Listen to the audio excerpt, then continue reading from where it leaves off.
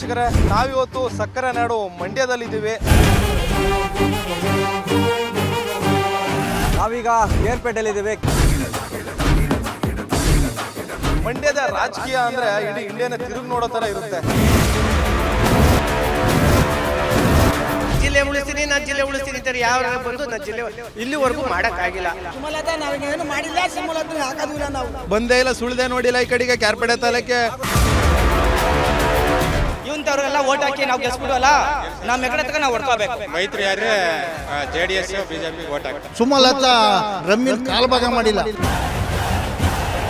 2,000 ರೂಪಾಯಿ ಆಗ್ತೀವಿ ಅಂತಂದ್ರು. 2,000 ರೂಪಾಯಿ ಏನು ಫಿಕ್ಸ್ ಇರೋದು? ಸಿದ್ದರಾಮಯ್ಯನವ್ರು ನಮ್ಮ ಅಪ್ಪನಿಗೆ ಕ್ಯಾರ್ಪೇಟೆಯಲ್ಲಿ ಅಭಿವೃದ್ಧಿ ಏನೂ ಆಗಿಲ್ಲ. ಅವಳಿಗೆ ಸುಮಲತಾ ಟಿಕೆಟ್ ಕೊಟ್ಟ ಬಿಜೆಪಿ ಇಂದ ಸೋಲು ಕತೀತ. ಮೂರು ಕೆಜಿ ಕೊಡ್ತಾನೆ, ಎಟ್ಲ ಮೂಲೆ ಅದು. ಆಲ್ಮೋಸ್ಟ್ ಈ ರಾಜಕೀಯ ವ್ಯಕ್ತಿಗಳು ಗೆಲ್ಲಕ್ಕೂ ಮುಂಚೆ ಅದು ಮಾಡ್ತೀನಿ ಇದು ಮಾಡ್ತೀನಿ ಅಂತ ಹೇಳ್ತಾರೆ. ಈಗ ಎಲೆಕ್ಷನ್ ಬರ್ತೈತೆ, ಎಲ್ಲ ಕಡೆ ರೋಡ್ಗಳು ಬೀಳ್ತೈತೆ. ನಮ್ಮ ಗಣಿಗಾಣ ಅವರು ಮಾಡ್ಕೊಡ್ತೀನಿ ಅಂತ ಅಂದರು, ಸುಮಾರು ಕಡೆ ಮಾಡ್ತಾ ಇದ್ದಾರೆ.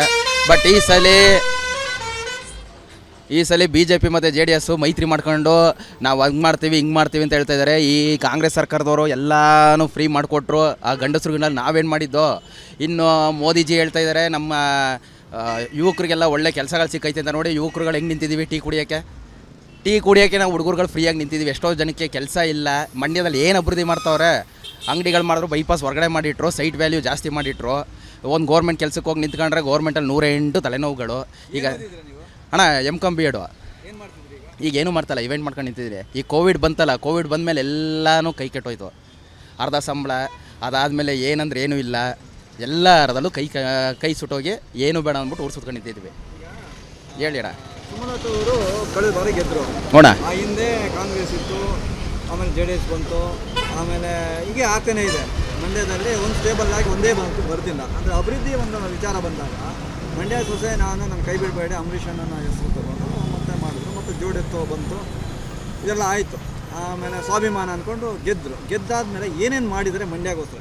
ಅಣ್ಣ ಮಂಡ್ಯಗೋಸ್ಕರ ಏನೂ ಮಾಡಿಲ್ಲ ಅಣ್ಣ, ಏನೂ ಮಾಡಿಲ್ಲ. ಅಂಬರೀಷ್ ಅಣ್ಣನ ಮೇಲೆ ಇಡೀ ಮಂಡ್ಯಗೆ ಅಭಿಮಾನ ಐತೆ. ಅದಕ್ಕೋಸ್ಕರ ಸುಮಕ್ಕನ ಗೆಲ್ಸ್ತೋ. ಈ ಸಲ ಸುಮಕ್ಕನ ಗೆಲ್ಸೋದು 100ಕ್ಕೆ 100% ಇಲ್ಲ ಅಣ್ಣ. ಯಾಕಂದರೆ ಆಲ್ಮೋಸ್ಟ್ ಸುಮಕ್ಕ ಬರೋದು ಏನಾರ ಒಂದು ರಾಜಕೀಯ ವ್ಯಕ್ತಿಗಳು ಏನಾರ ಬಂದರೆ, ಇಲ್ಲ ಫಿಲಮ್ ಆ್ಯಕ್ಟರ್ಸ್ಗಳ್ದು ಏನಾರ ಇದ್ದರೆ ಆ ಟೈಮಲ್ಲಿ ಮಾತ್ರ ಬರ್ತಾರೆ. ಇದು ಕಾಂಟ್ರವರ್ಸಿ ಮಾತುಗಳನ್ನೆಲ್ಲ ನಾವು ನೇರವಾಗಿ ನೋಡ್ತಾ ಇರೋದು. ಎಷ್ಟೋ ರೋಡ್ಗಳಲ್ಲಿ ಇನ್ನೂ ಹಳ್ಳಗಳು ಹಂಗೆ ಇದೆ. ಹೋಗಿ ಸುಮ್ಮನೆ ತಾವರೆಗೆರೆ ಸರ್ಕಲಿಂದ ತಾವರೆಗೆರೆ ಸೂರ್ಯಬಾರ್ ಗಂಟೆ ಹೋದರೆ ಎಷ್ಟು ಹಂಪ್ಸ್ಗಳು, ಎಷ್ಟು ಹಳ್ಳಗಳೈತೆ. ಆ ಹಳ್ಳಗಳನ್ನ ಮುಚ್ಚಕ್ಕಾಯ್ತಲ್ಲ ಅಂದರೆ ಇವ್ರು ಇನ್ನೇನು ರಾಜಕೀಯದಲ್ಲಿ ಏನು ಮಾಡೋಕ್ಕೆ ಏನು ಮಾಡೋಣ. 10 ವರ್ಷದಿಂದ ಸ್ಲಮ್ ಪ್ರಾಜೆಕ್ಟ್ ಸಿಕ್ಕಿದ್ದು, ಅದು ಕ್ಲಿಯರೆನ್ಸ್ ಆಯಿತು. ಈಗ ಅದು ಅಪ್ರೂವಲ್ ಆಯ್ತೈತೆ. 10 ವರ್ಷದಿಂದ ಬೇಕಾಯ್ತಾನೆ ಸಮ್ ಕ್ಲಿಯರ್ ಮಾಡೋಕ್ಕೆ. ಅಭಿವೃದ್ಧಿ ಮಾಡಿದ್ರೆ ಸರಿ ತಗೊಳ್ಳಿ. ಫುಟ್ಪಾತಲ್ಲಿ ಏನೈತಿ ಇಲ್ಲಿ ಅಭಿವೃದ್ಧಿ ಏನಾಗೈತೆ? ಮೇನ್ ರೋಡ್ ಐತೆ ಅಷ್ಟೇ, ಫುಟ್ಪಾತ್ ಐತಾ? ಈ ಲೈಟ್ಗಳು ಉರಿತೈತಾ? ಅಂದರೆ ಕಟೌಟ್ಗಳು ಹಾಕತ್ತಾರೆ ನೋಡಿ, ದೊಡ್ಡ ಕಟೌಟ್ಗಳು ಬಿದ್ದೈತೆ, ಲೈಟ್ಗಳು ಉರಿತೈತೆ. ಇಲ್ಲ ಈ ಸಿಗ್ನಲ್ ಓಡ್ತೈತಾ? Factory circle, main circle signal ಓಡ್ತೈತಾ? ಅಣ್ಣ MLA ಅವ್ರಿಗೆ ನಾನು 2-3 ಸಲ 2-3 ರೋಡ್ಗಳದ್ದು ನಾನು ಫೋಟೋ ಹೊಡೆದು ಕಳಿಸಿದ್ದೀನಿ. ಆ 2-3 ರೋಡ್ಗಳನ್ನ ಅವ್ರು ಮಾಡಿಕೊಟ್ಟವ್ರೆ. 2-3 ರೋಡ್ಗಳು ಅಂಡರ್ ಕನ್ಸ್ಟ್ರಕ್ಷನಲ್ಲಿತ್ತು, ಅವೆಲ್ಲ ನಾನು ಕಳಿಸ್ಕೊಟ್ಟಿದ್ದು. ಅವೆಲ್ಲ ಮಾಡಿದ್ದಾರೆ ಪಾಪ, ಮಾಡಿಲ್ಲ ಅಂತ ಹೇಳಿಲ್ಲ ಅಣ್ಣ. ಇಷ್ಟು ವರ್ಷ ಎಲ್ಲಣ್ಣ ಇದ್ರು, ಎಲ್ಲ ಇದ್ದಾನೆ ಅವ್ರ ಮನೆ. ಎಲ್ಲೋಗಿ ನೋಡೋರ ಜನರು, ಎಲ್ಲರೂ ಹೋಗಿ ನೋಡೋರ ಜನರುಗಳು. MP ಹತ್ರ ಹೆಂಗೆ ಹೋಗೋದು? ಇಲ್ಲ ಅಣ್ಣ, ಅಪ್ರೋಚ್ ಮಾಡಿಲ್ಲ. ಏನು ಅಪ್ರೋಚ್ ಮಾಡಿ ಏನು ಪ್ರಯೋಜನ ಅಣ್ಣ? ಎಲ್ಲ ರಾಜಕೀಯ ವ್ಯಕ್ತಿಗಳು ಒಂದೇ ಥರ ತಾನೆ. ಏನಾರೋ ಒಂದು ಅಭಿವೃದ್ಧಿ ಮಾಡ್ತಾರೆ ಅಂತಾರೆ. ನೋಡಿ ನಿಮ್ಮ ಕಣ್ಮುಂದೆನೇ ಐತೆ, ಎಷ್ಟು ಬೇಕು ಪ್ರೂಫ್ಗಳು. ಎಲ್ಲೋ ಹೋಗೋದು ಬೇಡ, ಇಲ್ಲ ಇದೆ ಕಣ್ಮುಂದೆನೇ ಐತೆ ಪ್ರೂಫ್ಗಳು. ಯಾರು ಬಂದರೆ ಮೂರು ಪಕ್ಷದಲ್ಲಿ ಕಾಂಗ್ರೆಸ್ ಅವರು ಬಂದರೆ ಒಳ್ಳೇದಾ, JDS BJP ಜೊತೆ ಸೇರಿ ಬಂದರೆ ಒಳ್ಳೇದಾ, ಇಲ್ಲ ಸುಮಲತಾ ಅವರು ಇಂಡಿಪೆಂಡೆಂಟ್ ಆಗಿ ನಿಂತರೆ ಆಗ್ತೀರಾ? ಅಣ್ಣ ಮೂರು ಬರ್ಬಾರ್ದಣ್ಣ. ಇಂಡಿಪೆಂಡೆಂಟ್ ಕ್ಯಾಂಡಿಡೇಟು ಒಳ್ಳೆ ರೀತಿಲಿ ಇದು ಮಾಡೋರು, ಜನ ಒಂದಾಗಬೇಕಣ್ಣ. ಇಲ್ಲ ಅಣ್ಣ, ಚಾನ್ಸಸ್ ಇಲ್ಲ ಅಣ್ಣ. ಅವ್ರು ಯಾವಾಗ BJPಗೆ ಸಪೋರ್ಟ್ ಮಾಡಿದ್ರು ಮಂಡ್ಯದಲ್ಲಿ 108 ಅಭಿಪ್ರಾಯಗಳು ಬಂದ್ಬಿಡ್ತಾನೆ. ಈಗ ಆಲ್ಮೋಸ್ಟ್ ನಮ್ಮ ಜನರು ಎಚ್ಚೆತ್ಕೋಬೇಕು. ರಾಜಕೀಯ ವ್ಯಕ್ತಿಗಳನ್ನ ಸಪೋರ್ಟ್ ಮಾಡೋದು ಬಿಟ್ಟು ಇಂಡಿವಿಜುವಲಾಗಿ ಓದಿರೋರು ಯಾವ ವ್ಯಕ್ತಿಗಳು ನಿಂತಿರ್ತಾರೆ ಅಂಥವ್ರನ್ನ ಗೆಲ್ಲಿಸಿ ಆ ಏರಿಯಾಗೆ ಏನಾಗಬೇಕು ಅದು ಮಾಡಿಸ್ಕೊಳ್ಳೋದು ಒಳ್ಳೇದು ಅಣ್ಣ. ಇಲ್ಲ ಅಣ್ಣ, ಒಂದು ಸಲ ಆಗಲೇ ಕಳಿಸಾಯ್ತು, ಮತ್ತೆ ಇನ್ನೊಂದು ಸಲ ಬಂದರೆ ಇನ್ನೊಂದು ಸಲ ಕಳಿಸ್ತಾರಣ್ಣ. ಪುಟ್ಟರಾಜು ಅವ್ರು ನಿಂತರೆ ಒಂದು 75% ಚಾನ್ಸಸ್ ಇದೆ ಅಣ್ಣ. ಅಣ್ಣ ಅವ್ರದ್ದು 50%, 50-50 ನಿಂತಿದ್ದಾರೆ. ಅವ್ರಿಗೆ ಆಗಿರೋದು ಸೀಟ್ ಆಗಿರೋದು ಕಾಂಗ್ರೆಸ್ ಕಡೆಯಿಂದ 50-50 ಅಣ್ಣ. ಅವ್ರದ್ದು ಅಷ್ಟು ಓಪ್ ಇಲ್ಲ ಅಣ್ಣ. ಸರ್, ಈಗ ಏನೇನು ಅಭಿವೃದ್ಧಿ ಆಗಬೇಕು ನಿಮ್ಮ ಮಂಡ್ಯ ಜಿಲ್ಲೆಗೆ? ಅಣ್ಣ ಫಸ್ಟು ಮೈನ್ ರೋಡೇ ಅಭಿವೃದ್ಧಿ ಆಗಬೇಕಾಗಿರೋದಣ್ಣ. ಈಗ ಹಿಂಗೆ ನಿಂತ್ಕೋತೀವಿ, ಫುಟ್ಪಾತ್ ಅಂತಾರಣ್ಣ ಯಾರ. ಬೆಂಗಳೂರಲ್ಲಿ ಅದೇನು ಬರೀ ಬೆಂಗಳೂರು ಮಾತ್ರ ಹೈಟೆಕ್ ಸಿಟಿ ಮಾಡೋಕ್ಕಿರೋದು, ಮೈಸೂರು ಮಾತ್ರ ಹೈಟೆಕ್ ಸಿಟಿ. ಮಂಡ್ಯ ಏನಾಗಿದೆ?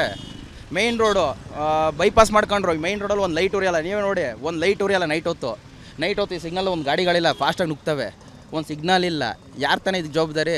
ಸರಿ ಫುಟ್ಪಾತ್ ಏನಾರ ನೀಟಾಗಿ ಕ್ಲಿಯರ್ ಮಾಡಿಕೊಟ್ಟವ್ರ? ಹಳ್ಳಗೊಳ್ಳ ಐತೆ, ಎಷ್ಟು ರೋಡ್ಗಳು ಹಳ್ಳಗೊಳ್ಳ ಐತೆ, ಪ್ರೂಫ್ ತೋರಿಸ್ತೀನಿ ನಾನು. ಈಗ ಕಾಂಗ್ರೆಸ್ ಅವರು ಆಯಿತು ಈಗ ಅಭಿವೃದ್ಧಿ ಆಗಿಲ್ಲ ಅಂತ ಸುಮ್ಮನೆ ಹತ್ರ ಕೇಳ್ತಾರೆ. ಕಾಂಗ್ರೆಸ್ ಅವರು ಈಗ 5 ಗ್ಯಾರಂಟಿಗಳು ಕೊಟ್ಟವ್ರೆ. ಗ್ಯಾರಂಟಿ ಬಗ್ಗೆ ಹೇಳೋದಾದರೆ ಈಗ ಗ್ಯಾರಂಟಿ ಮೇಲೆ ಅವ್ರು ಹೋಗ್ತಾರೆ, ಚುನಾವಣೆಗೆ ಹೋಗ್ತಾರೆ, ಸಾಕು ಜನ ಅವರೆಲ್ಲ ನಿಂತ್ಕೊಂಡು ಚುನಾವಣೆಗೆ ಹೋಗ್ತಿದ್ದಾರೆ.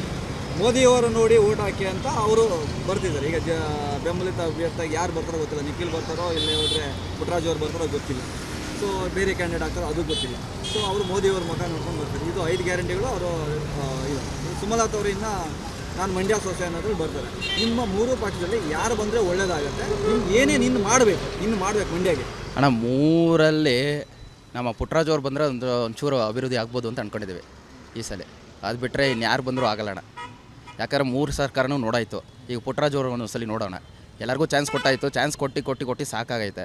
ನಮ್ಮ ಮಂಡ್ಯ ಜನರು ಆಲ್ಮೋಸ್ಟ್ ಮುದ್ರು, ಎಲ್ಲರಿಗೂ ಚಾನ್ಸ್ ಕೊಡ್ತಾರೆ, ಕೊನೆಗೆ ಚಾನ್ಸ್ ಕೊಟ್ಟಾದ್ಮೇಲೆ ಅಭಿವೃದ್ಧಿ ಆಗಲಿಲ್ವಾ ಹೊಸ ಆಯ್ಕೆಗಳು ಹೋಯ್ತಾ ಇರ್ತಾರಣ್ಣ. ಸರ್ ಈಗ ನೀರಿನ ವಿಚಾರಕ್ಕೆ ಬಂದಾಗ ಮಂಡ್ಯಕ್ಕೆ ಮಾತ್ರ ಸೀಮಿತ ಆಗುತ್ತೆ. ಹೋರಾಟ ಇರ್ಬೋದು, ಇನ್ನೊಂದು ಏನೇ ಇರ್ಬೋದು. ಬೆಂಗಳೂರು ಜನನೂ ತಲೆ ಕೆಡಿಸ್ಕೊಳ್ಳೋಲ್ಲ ಜಾಸ್ತಿ, ಉತ್ತರ ಕರ್ನಾಟಕದ ತಲೆ ಕೆಡಿಸ್ಕೊಳ್ಳೋದು ಜಾಸ್ತಿ, ನೀರು ಮಾತ್ರ ಕುಡಿಯೋಕ್ಕೆ ಎಲ್ಲರಿಗೂ ಬೇಕು. ಆ ನೀರಿನ ವಿಚಾರ ಅಂತ ಬಂದಾಗ ಈಗ ನೀರು ನಿನ್ನೆ ಕೂಡ ತಮಿಳ್ನಾಡು ಘಟಿಸಿದೆ, ನಮಗೆ ಕುಡಿಯೋಕ್ಕೆ ಇಲ್ಲ ಅಂತ ಹೇಳ್ತಾರೆ. ಸೊ ಅಂಥ ಸಂದರ್ಭದಲ್ಲಿ ತಮಿಳ್ನಾಡು ಘಟಿಸಿದೆ. ನೀರಿನ ವಿಚಾರ ಅಂತ ಬಂದಾಗ ಮಂಡ್ಯ ಜನಾಗಿ, ಮಂಡ್ಯ ಡಿಸ್ಟಿಕ್ ಅವರಾಗಿ ನೀವೇನು ಹೇಳ್ತೀವಿ? ಅಣ್ಣ ನೀರು ಎಲ್ಲರಿಗೂ ಅಮೂಲ್ಯವಾದದಣ್ಣ. ನಮ್ಮ ಹತ್ರ ಇದ್ದರೆ ನಾವು ಕೊಡೋಣ, ನಮ್ಮ ಹತ್ರ ಇಲ್ಲ ಅಂದಮೇಲೆ ನಾವು ಎಲ್ಲಿಂದ ಕೊಡೋದಣ್ಣ?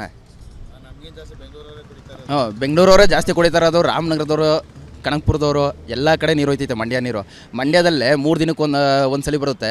ಈಗ 15 ದಿನದಿಂದ ಒಂದು ಇನ್ಸಿಡೆಂಟ್ ನಡೀತು, ಒಂದು ಪೈಪ್ ಹೊಡೆದೋಗೈತೆ ನ್ಯಾಷನಲ್ ಹೈವೇಲಿ, 1 ವಾರ ನೀರಿಲ್ಲ ತಾವರೆಕೆರೆ ಏರಿಯಾದಲ್ಲಿ, 1 ವಾರ ನೀರಿಲ್ಲ. ಆಗ ತಾವರೆಕೆರೆಯವರೆಲ್ಲ ಬಿಂದಿಗೆ ಇಟ್ಕೊಬಂದು ಕಿತ್ತಾಡಿದ್ರ ನೀರು ಕೊಡಿ ಅಂತ. ಮಂಡ್ಯದಲ್ಲೇ ಕಟ್ಟೆ ಇದ್ದು ಎಲ್ಲ ಇದ್ದು ಮಂಡ್ಯದಲ್ಲೇ ನೀರಿಲ್ಲ, ಹಂಗಿರ್ಬೇಕಾದ್ರೆ ಬೇರೆಯವ್ರಿಗೆ ಹೆಂಗಣ ಕೊಡೋಕ್ಕಾಗುತ್ತೆ? ನಮ್ಮೂರಲ್ಲಿ ಕೊಟ್ಟಿದ್ದಾರೆ ಅಂದರೆ ನಮ್ಮ ಜನರು ಏನೂ ಮಾಡೋಕ್ಕಾಗಲ್ಲ. ಮುದ್ರು ನಮ್ಮ ಮಂಡ್ಯ ಜನರನ್ನ ನೋಡಿದ್ರೆಲ್ಲ ಅಯ್ಯೋ ಪಾಪ ಅನ್ಕೊಂಡು ಹೋಯ್ತೀವಿ ನಾವು, ಅದರಿಂದ ಎಲ್ಲ ಏಮಾರಿ ಇರೋದು ನಾವು. ಈಗ MLA ಅವರಿಗೆ ಅದನ್ನೆಲ್ಲ ಹೇಳಿದ್ರು, ನೀವು MLA ಅವ್ರು ಕೇಳಬೇಕಲ್ಲ, ಈಗ ನೀರಿಲ್ಲ ನಮಗೆ ಕೊಟ್ಟಿದ್ರು ಅಣ್ಣ. ಅಪ್ರೋಚ್ ಮಾಡೋಕ್ಕೆ ಹೋಗಲ್ಲ ಅಣ್ಣ ನಾವು. ಯಾಕೆ ಏನು ಅಪ್ರೋಚ್ ಮಾಡಿ ಏನು ಪ್ರಯೋಜನ?